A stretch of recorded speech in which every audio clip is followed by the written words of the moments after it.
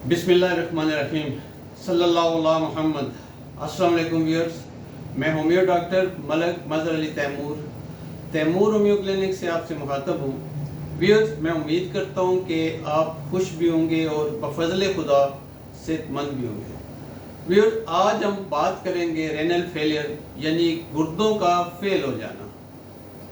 बहुत अहम मौजू है व्यूअर्स, और काफ़ी दिलचस्प और मुफीद मालूमात हैं जो आपके लिए फ़ायदेमंद हो सकती हैं। इसलिए वीडियो को पूरा देखिएगा ताकि पूरा आपको फ़ायदा हो सके। वीडियो अगर अच्छी लगे तो लाइक कर दीजिएगा, और साथ अगर सब्सक्राइब नहीं किया तो काइंडली वो भी कर दीजिएगा ताकि आइंदा का राब्ता भी आसानी से होता रहे। व्यूअर्स, गुर्दे अगर फेल हो जाएं तो मैक्सिमम लोग जानते हैं कि मरीज़ को किन किन हालात से दो चार होना पड़ता है, क्योंकि अक्सर लोगों के घर में या आसपास दोस्तों में ये बीमारी आम है और लोगों को इसका पता चलता रहता है कि गुर्दे फेल हो गए फलां को और कितनी तकलीफ़ में है। तो यहाँ हम इन तमाम हालात, अलामात और वजूहात का जायज़ा लेंगे जिनके बायस गुर्दे फेल हो जाते हैं या काम करना छोड़ देते हैं। मेडिकल साइंस इनको दो ग्रुपों में तकसीम करती है, यानी एक है एक्यूट रेनियल फेलियर और दूसरा जो ग्रुप है वो है क्रॉनिक रेनियल फेलियर। तो आज हम सिर्फ एक्यूट रेनियल फेलियर पर बात करेंगे। इसके बाद के लेक्चर में हम क्रॉनिक रेनियल फेलियर पर बात करेंगे। क्योंकि मौजू थोड़ा लंबा है इसलिए दो पार्ट में बात करेंगे। पहले पार्ट में हम बात करते हैं एक्यूट रेनियल फेलियर पे। तो एक्यूट रेनियल फेलियर में गुर्दे अचानक और चंद दिनों में ही फेल हो जाते हैं, जिसकी वजह से खून में यूरिया और क्रेटिनाइन की मिकदार बढ़ने लगती है और खून को जो जहरीला कर देती है। इस कंडीशन को यूरेमिया कहते हैं। ये एक इंतहाई और ख़तरनाक कंडीशन होती है। गुर्दों का अचानक या चंद दिनों में फेल होना किन किन वजूहात के बायस होता है ये मैं आपको बताऊंगा। ये पहली जो वजह है प्री रेनियल फेलियर है, फिर दूसरी वजह है रेनियल फेलियर, और तीसरी इसकी वजह है पोस्ट रेनियल फेलियर। बात करते हैं प्री रेनियल फेलियर पर। अगर गुर्दों को खून की सप्लाई ठीक तरीके से ना मिले तो गुर्दे फेल हो जाते हैं। जिस्म के अंदर या बाहर से अगर ब्लीडिंग हो, यानी कि खून जारी हो जाए, खून ज़ाया हो जाए, तो गुर्दों को खून की मिकदार कम मिलती है या नहीं मिलती, और एक्यूट फेलियर का जो मूजब बनता है या बायस बनता है। बहुत ज़्यादा पानी अगर निकल जाए तो इस सूरत में भी एक्यूट रेनियल फेलियर हो सकता है। ब्लड प्रेशर का बहुत ज़्यादा गिर जाना गुर्दे फेल होने का बायस बन सकता है। बुरी तरह से झुलस जाना या जल जाना, जिससे जिस्म का पानी कम हो जाता है या ज़ाया हो जाता है, तो ये भी गुर्दे फेल होने की एक सूरत है। हार्ट अटैक के बायस ब्लड प्रेशर कम हो जाता है और इस तरह गुर्दों के फेल होने का बायस बनता है। अगर गुर्दों को खून की सप्लाई करने वाले जो शरियाने हैं वो बंद हो जाएं या उनमें रुकावट हो जाए तो भी एक्यूट रेनियल फेलियर हो सकता है, यानी कि अचानक गुर्दे फेल हो सकते हैं। तो अब देखते हैं कि रेनियल फेलियर की वजूहात। गुर्दों की मुख्तलिफ बीमारियां जिनमें मुख्तलिफ इन्फेक्शन और गुर्दों में पथरियाँ वगैरह हों, इनके बायस रेनियल फेलियर हो जाता है। तो पोस्ट रेनियल फेलियर क्या होता है, इसकी वजूहात क्या हैं?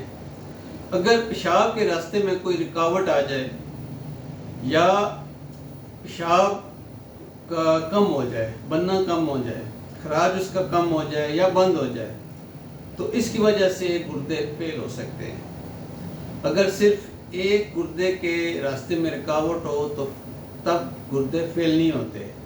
जब दोनों गुर्दों में रुकावट हो जाए, उनको खून की सप्लाई या पानी की सप्लाई या उनमें रुकावट हो, खून पेशाब बंद हो जाए, تب گردے دونوں جب فیل ہوتے ہیں تو ان کو گردے رینل فیلئر کہتے ہیں۔ تو اس کی مریض پر کیا علامات ظاہر ہوتی ہیں، سمٹمز کیا ہوتے ہیں؟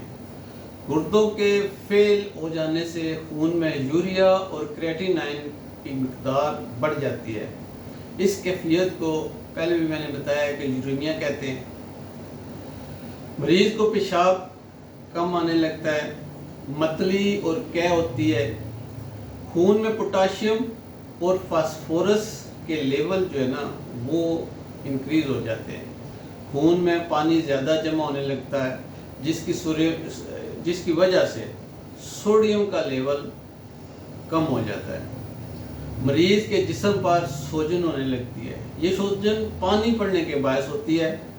مریض کمزوری اور تھکاوٹ محسوس کرتا ہے۔ اگر مریض میں یہ مرض زیادہ بڑھ جائے تو آہستہ آہستہ مریض کوما میں بھی چلا جاتا ہے، انکانشیس ہو جاتا ہے۔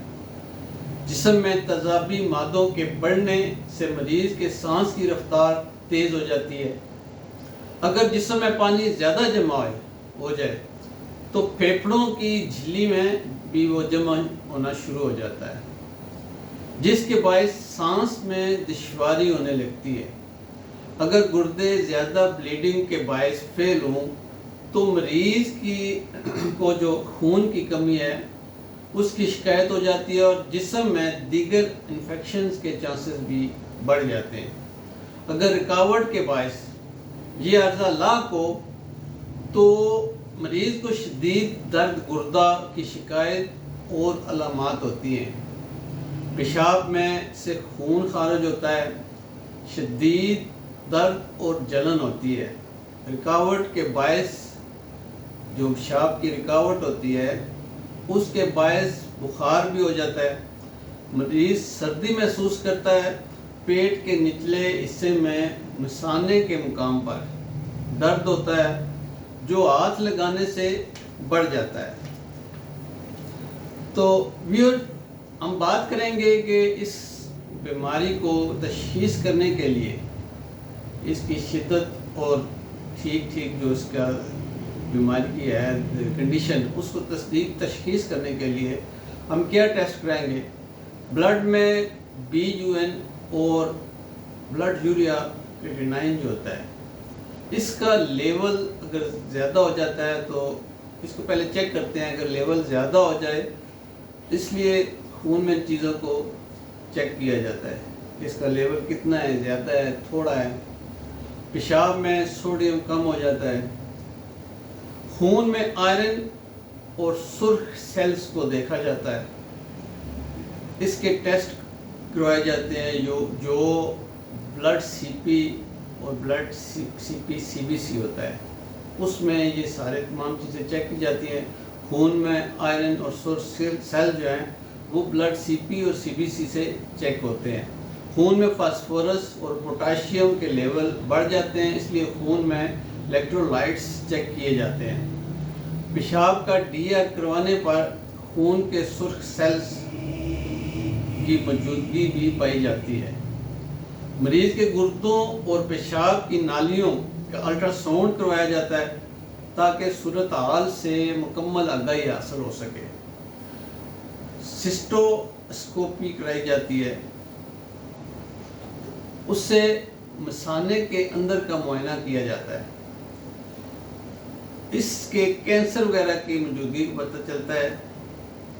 جب یہ سسٹوسکوپی کی جاتی ہے تو مثانے کے اندر کا معائنہ ہوتا ہے تاکہ کینسر کا پتہ چلایا جا سکے کہ کینسر تو نہیں ہے اس میں، کیونکہ مثانے کا کینسر پیشاب میں رکاوٹ بن کر گردے فیل کر سکتا ہے۔ پروسٹیٹ گلینڈ، یہ گلینڈ صرف مرد حضرات میں ہوتا ہے اور مثانے کے پاس ہوتا ہے۔ اگر یہ بڑھ جائے تو مثانے پر لوڈ پڑتا ہے جس کی وجہ سے پیشاب میں رکاوٹ ہو جاتی ہے جو بالآخر گردوں کو فیل کر دیتی ہے۔ لہذا پروسٹیٹ گلینڈز کا الٹرا ساؤنڈ کے ذریعے معائنہ کرایا جاتا ہے۔ خواتین کے سرویکس میں اگر کینسر یا کوئی اور رسولی ہو تو اس کا بھی الٹرا ساؤنڈ کروایا جاتا ہے۔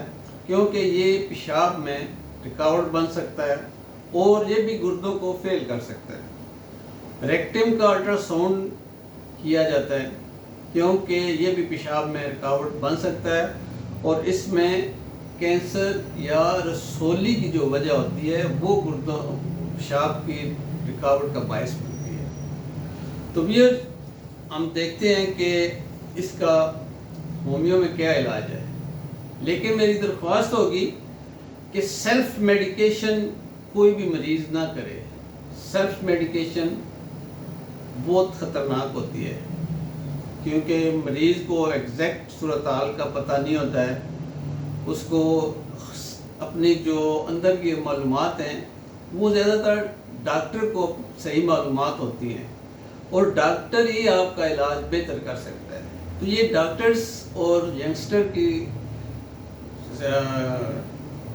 کے لیے یہ میڈیسن میں بتا رہا ہوں کہ جو علاج ہومیو میں ہے، ہومیوپیتھک ادویات اگر علامات کے تحت ہوں تو اللہ کے فضل اور کرم کے ساتھ مریض بہت بہتر ہو جاتا ہے۔ اکثر اوقات مختلف ٹیسٹ کروا کر حالات کا معائنہ اور جائزہ لیا جاتا ہے تاکہ ادویات میں بوقت ضرورت عدل بدل کیا جا سکے۔ اس لیے میں کہتا ہوں کہ سیلف میڈیکیشن ہی کی جا سکتی اور نہ ہی کرنی چاہیے، کیونکہ مختلف حالات میں مختلف ادویات ہوتی ہیں جو چینج ہوتی رہتی ہیں۔ بعض اوقات ہم دیکھتے ہیں کہ مریض کو سرجری کی بھی ضرورت پڑ سکتی ہے، اور ایسی کیفیت ہو تو سرجری ضرور کروانی چاہیے، کیونکہ ڈاکٹر کا فرض ہوتا ہے کہ وہ مریض کا ہر طرح سے خیر خواہ ہو۔ تو اس صورت میں سرجری کی بھی مدد لینی پڑتی ہے۔ اگر پیشاب کی نالیوں میں رکاوٹ ہو تو اسے فوراً دور کرنے کے لیے سرجری ہوتی ہے، اور تاکہ گردے اپنا دوبارہ کام شروع کر سکیں اور بعد میں رکاوٹ پیدا کرنے والے محرکات کا علاج کیا جاتا ہے۔ اس کے علاوہ جو مریض 24 گھنٹے میں پانی ضائع کرتا ہے، یعنی کہ پیشاب کے ذریعے، اس کو اتنا ہی پانی دیا جانا چاہیے، نہ کہ زیادہ پانی دیا جائے۔ مریض کو پوٹاشیم کم مقدار میں دینا چاہیے، کیونکہ زیادہ تر مریض میں پوٹاشیم کی مقدار خون میں گردے فیل ہونے کی وجہ سے بڑھ جاتی ہے۔ تو ہم ہومیو میں کیا ادویات استعمال کریں گے؟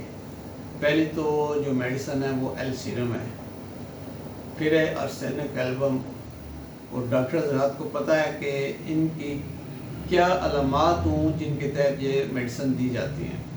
نیٹرم فاس ہے، ویسیکیریا ہے، بیلاڈونا ہے، کینتھرس ہے، اور بھی بہت ساری مختلف جو ادویات ہیں وہ دی جاتی ہیں اور علامات کے تحت دی جاتی ہیں۔ یاد رہے کہ پیشاب کا جو رک جانا ہے یہ ایک بات ہے، اور پیشاب کا جو دب جانا ہے وہ دوسری بات ہے۔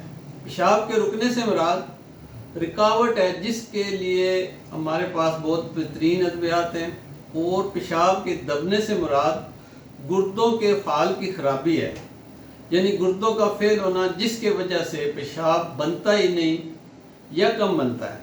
ایسی کیفیت کے لیے بھی اچھی ادویات دستیاب ہیں۔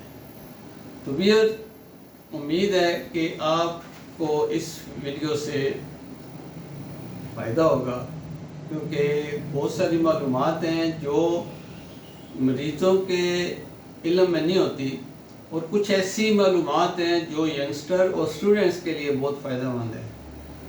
تو امید ہے کہ آپ فائدہ اٹھائیں گے۔ ملتے ہیں نیکسٹ ویڈیو میں نیکسٹ ڈیزیز اور اس کی علامات، وجوہات اور علاج کے ساتھ۔ Stay tune. اللہ حافظ۔